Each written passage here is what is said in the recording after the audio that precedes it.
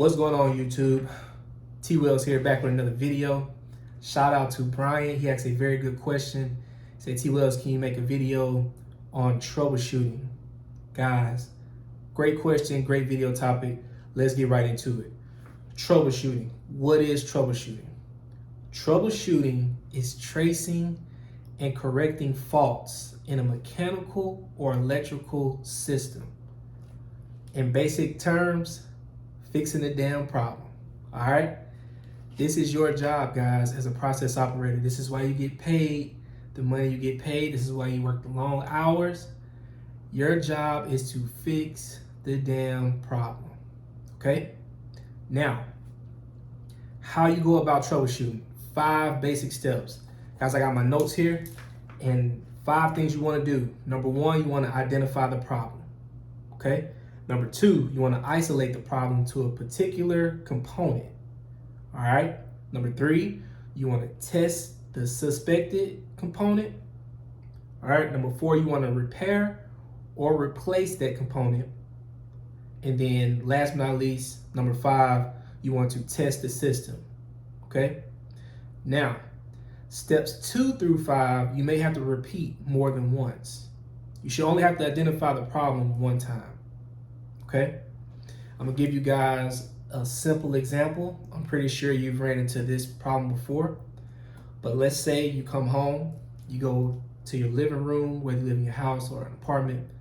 You go into your living room, you grab your remote, and you push the power button, and the TV does not come on. Okay? At this point, we have a problem, and we're gonna go through step 1. Identifying the problem. The problem is the TV's not coming on. I want to watch TV, the TV's not coming on. All right. Now, let's go to step 2, which is isolate the problem to a particular component. Okay, we know the remote does not work. Okay. Now, it could be several things wrong with why, or several things causing this TV not to turn on. Number 1, it could be the batteries in the remote need to be changed out. Number 2, it could be the TV's unplugged from the wall. Number 3, it could be the wires that go into the back of the TV came loose.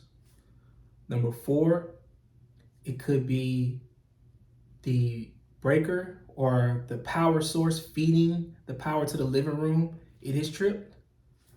Or number 5, it's time to replace the TV and the remote. All right, we'll go through each one. So we're on step 2. We identified the problem. Now we're going to step 3, testing the suspected component. So first thing first, we're gonna go with the easiest route. Hey man, let's just change the batteries out. You change the batteries out, you got brand new batteries. You push the power button again, TV doesn't come on. All right. So you did step 2, 3, 4, and 5. And it did not work. Okay? You change the batteries out, which that means you replace the component, old batteries, and then you tested it, push the power button again. It didn't work. All right, now I got to do this again for the other causes. All right, so we eliminated cause 1. It's not the battery, so we got new batteries. Now, let's check the plug. Let's see if it's plugged into the wall. Okay, we go to the TV. TV's plugged into the wall. We push the power button on the remote. It doesn't work anymore. We push the power button on the TV. It still doesn't work. So we've eliminated cause number 2. Now let's go to cause number 3. The wires that go into the TV. So from the plug, you got the wires that actually connect into the TV to connect the power from the wall to the TV. You look at that, and you grab the wire and it comes loose. Okay, this may be the problem right here. So you plug the wire in, you go back, you try the remote, you push the power button, it comes on. TV comes on, it's like, okay, cool. You turn the TV off, you go to the TV itself, push the power button, TV comes on. All right, we've solved the problem here. We don't have to go through the other steps of checking the breaker because we can see that we have power by the TV turning on and the remote working. And we don't need to replace the TV itself because it's on. Guys, this is troubleshooting, okay? Very simple, very to the point, and you apply the same methods to your job, okay? You use the same method, it's gonna work time and time again. All right, guys, let's go back through the steps of troubleshooting. Number 1, identify the problem. Number 2, isolate the problem to particular components. Number 3, you're going to test the suspected components. Number 4, you're either going to repair or replace the suspected component. And then number 5, you're going to test the system after you did the repair or the replacement. All right. I use the TV remote as a TV and the TV not working as an example, because that's something that you've ran into in your life. No matter if you're 50 years old or 15, it's been a day where you came home, you wanted to cut the TV on, and you didn't realize it at the time, but you were troubleshooting, okay? All right, guys, this is just a part 1 to troubleshooting.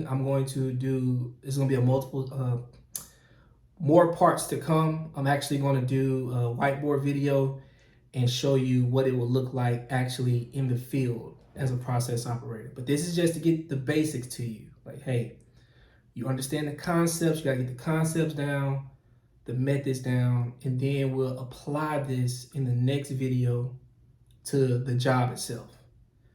All right, guys, quick announcement. October 1st, I will be dropping a book on process operations. It will cover many topics, including troubleshooting. And also, guys, I'll give you my experiences and all the things that I've experienced since I started till now. All right. Also, I'll be dropping a course on process operations to help you get the job as efficiently and as quickly as possible. It's going to take you from A to Z, everything in between, resume reviews, interview questions, the whole 9. All right, guys. Leave a question, comment below. If you want to set up a consultation for me to review your resume or help go over a mock interview with you, that'll be in the description below as well as in the pinned comment. All right, I will get with you guys in the next one. Peace.